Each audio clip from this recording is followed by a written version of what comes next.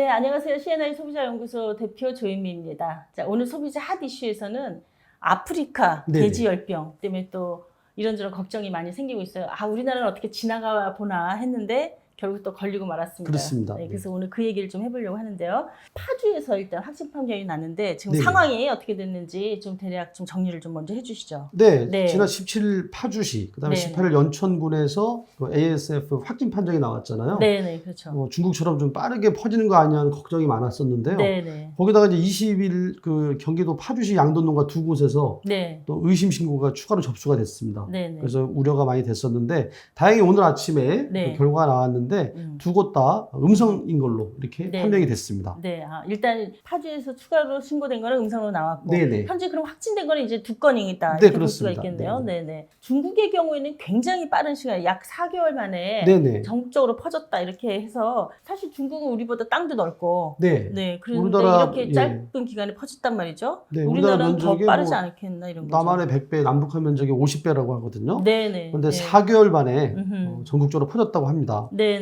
그 중국에서는 이제 그렇게 뭐 크게 확산될 거라고 이제 생각을 안 했었던 모양인데요. 네네. 2주일 만에 뭐 그 약 1,300km 떨어진 곳에 그 감염 사례가 발생했다 그러고요. 네. 그 다음에 한 달 만에 음흠. 중국 동북부 5개성까지 ASF가 퍼졌고, 네. 10월 달에는 중국 중부 지역을 거쳐서 네네. 12월 중국 최남단, 음흠. 광둥성까지 네네. 퍼졌다고 합니다. 네네. 이제 방역 체계가 좀 다르긴 한데요. 다르죠. 네. 예, 그 다음에 또 한국보다 이제 100배 넓은 중국이긴 하지만 네. 이렇게 빠르게 확산되다 보니까 네. 우리도 좀 확실하게 예, 예. 방역을 해야 되고 조심해야 어쨌든 된다. 이 바이러스가 굉장히 속도가 빠르고 치명적인 네네. 네, 그런 바이러스인 것 같아요. 우리가 이제 아프리카 돼지열병이라고 말은 되게 많이 들었는데 정확하게 어떤 병인지 좀 알고 가면 좋을 것 같아요. 일단 아프리카라는 이름이 붙어 있으니까 뭐 아프리카랑 관련이 돼 있다고 봐야 되겠죠? 네, 네네. 그렇습니다.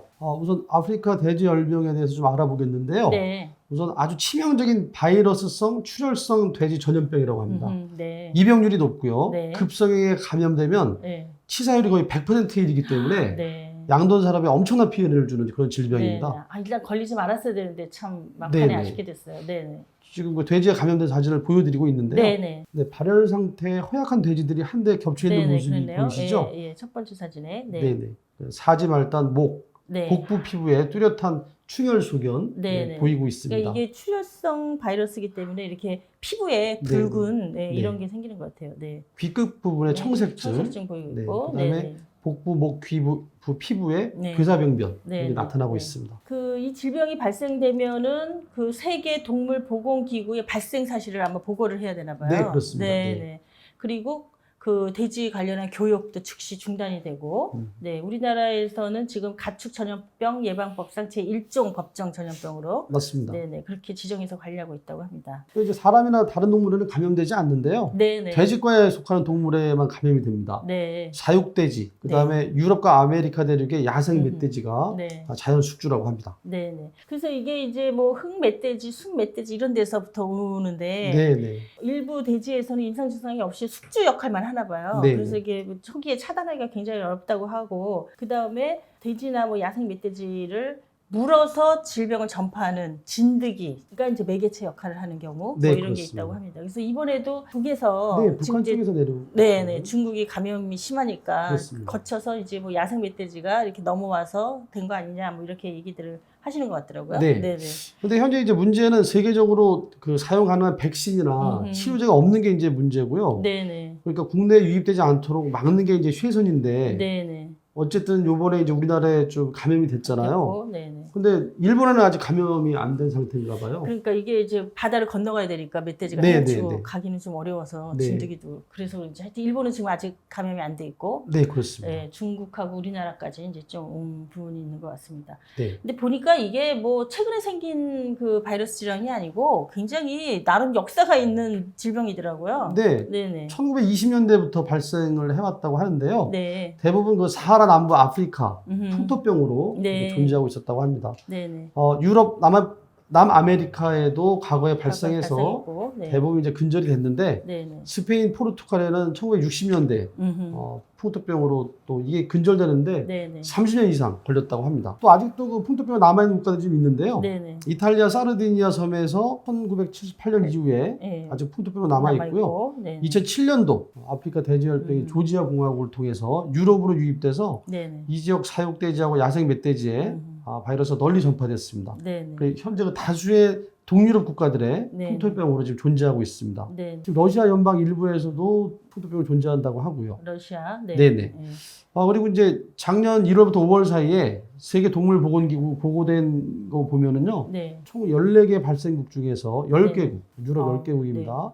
체코, 에스토니아, 네. 헝가리, 네. 라트비아, 리투아니아, 네. 몰도바, 폴란드, 루마니아, 러시아와 우크라이나 이런 국가들이고요. 러시아하고 그 인근의 동유럽 국가들이네요. 그렇습니다. 네네. 네, 나머지 4개국은 이제 코트디부아르, 케냐, 네. 나이지리아, 잠비아, 그러니까 아프리카 아프리카 국가들이고요. 국가들하고. 그러니까 이제 크게 보면 동유럽 국가와 아프리카 국가라고 보시면 네, 되겠습니다. 네, 네. 올해 9월 6일 날 보니까 51개국에 네네. 현재 감염이 굉장히 진행된 상태니까 굉장히 광범위하게 확산돼 있는 것 있습니다. 같아요. 네, 네, 그렇습니다. 이번에 이제 아까 말씀드린 대로 중국을 거쳐서 이제 북한을 거쳐서 넘어왔다 네. 이렇게 보여주는데 사실 작년에 이제 1년 됐는데 네. 남북 정상회담 할 때 그 방역 문제를 좀 공조하자 이런 논의가 있었는데 그 이후로 실무회담이 진행이 안 되면서 그냥 맞습니다. 말만 하고 끝났죠. 그래서 그게 참 아쉽습니다. 아쉽습니다. 네. 네. 그래서 그때 논의가 좀 잘 됐으면은 이제 이번에도 좀 예방을 적극적으로 할 수 있었지 않았을까 싶은데 그렇고요. 지난 그 8월 29일 날 보니까 농림축산검역본부에서 교육 자료를 좀 만들었더라고요. 네. 그래서 그 중에 이제 우리가 좀 궁금해할 만한 것들을 좀 정리를 해주셨다고 하는데 그 네네. 내용 좀 소개해 주시죠. 근데 우선 저 표를 보시면은요. 네네. 생존기가 그 70도에서 최소 30분간 조리를 하면 네. 사멸되는 걸로 이렇게 나타났습니다. 네네. 이 70도 이상에서 충분하게 가열해야 돼요. 사실 네네. 30분 그렇습니다. 정도면 꽤 오랜 시간 가열하는 거니까. 네. 네네. 상당히 좀 강한가 봐요, 생존력이. 네네. 냉동국의 경우에는 바이러스 생존 기간이 1000일. 1000일이거든요. 네네. 그 1000일이 3, 4년인 걸로 나타났고요. 네. 생고기를 다지거나 냉장한 경우에는 약 100일에서 110일 110일 정도 네. 생존한다고 합니다. 근데 일단 충분히 익히면 네. 바이러스는 소멸된다고 이해하시면 될 것 같습니다. 네네. 그리고 이제 검역본부에서 보니까 유입 경로를 좀 몇 네네. 가지를 제시를 하고 있는데 발생국에 갔다가 그 들어오는 축산인들이 네네. 돼지랑 접촉하는 걸 일단 철저하게 피해야 될 것 같아요. 네네. 소독 철저히 하고 그다음에 소비자들과 관련된 거 지적을 하는 거 보니까 축산물 불법 유입하는 경우. 네, 그렇습니다. 네네. 이 문제는 소비자들도 유의해서 굉장히 조심해야 될 필요가 있지 않을까 그런 맞습니다. 생각이 들어요. 네네. 그리고 뭐 잔반을 이제 돼지한테 많이 먹이잖아요. 네네. 그럴 때도 충분히 익혀서 먹여야 되고 네네. 특히 이게 야생 멧돼지를 통해서 많이 감염이 되기 때문에 네. 농장 주변 관리를 좀 철저하게 네. 접근하지 네. 못하도록 하셔야 되겠습니다. 네. 그래서 지금까지 얘기를 좀 정리해 보면 일단 사람에게는 발병하는 바이러스는 아니고 네, 그렇습니다. 돼지에게 발병했던 바이러스도 70도 이상에서 30분 정도 가열하면 바이러스 완전히 소멸되는 이제 그런 종류의 바이러스다. 그렇게 이해를 하시고 너무 또 공포를 가질 필요는 또 없겠다. 사람에게 그렇습니다. 직접 전염되거나 하는 건 아니니까 그런 생각을 좀 하면 좋을 것 같고요. 그리고 이제 아프리카 돼지열병 발생국을 방문했다가 오시는 분들이 신고 없이 축산물 갖고 오는 경우 이게 이제 올해 2월부터 지금 법이 시행이 됐어요. 최대 1,000만 원까지 과태료가 부과가 네, 됩니다. 맞습니다. 네, 그러니까 반드시 기억하셔서 불가피하게 갖고 올 경우에 신고하시고 그냥 몰래 갖고 들어오면 안 절대로 가져오시는 게 제일 됩니다. 좋겠죠. 네, 네. 네. 현재까지 16건. 그러니까 올해 6월 1일부터 법이 시행돼서 16건이 적발됐다니까 꽤 많은 거예요. 그럼요. 그러니까 잘 모르시고 그냥 갖고 들어오다 걸리는 분들 많으니까 이 점 특별히 소비자들로서 조심해야 될 필요가 있는 것 같고요. 자, 마지막으로 이게 또 돼지고기 가격이 또 폭등하지 않을까 뭐 이런 걱정들 또는 네. 폭락하지 않을까 이런 걱정들 하고 있는데 지금 가격 부분들은 어떤가요? 좀 이 소비자들한테 돌아가야 가장 그 예민한 네. 문제라고 하겠습니다. 네네. 다행스럽게도 아직 그 유통 매장들이 그 비축량을 많이 갖고 있어서 네. 큰 가격 변화는 없을 걸로 이렇게 예상이 됩니다. 네. 그리고 이제 첫 확진 이후에 이제 가축 이동 금지 명령이 있었잖아요. 네네. 전염병의 확산을 막기 위한 거기 때문에 네. 그 축산물이나 축산업 종사자 그다음에 관련 차량의 이동을 제한하는 조치입니다. 네네. 그렇죠. 이 조치가 한번 발동되면 48시간 유지가 되거든요. 네네. 그리고 이제 가축 이동 금지 명령도 지금 현재는 이제 해제된 상태잖아요. 네네. 경매 시장도 정상적으로 지금 가동되고 있습니다. 네네. 그래서 결론적으로는 돼지고기 가격에는 큰 영향이 없을 거다 이렇게 네. 판단이 됩니다. 네네.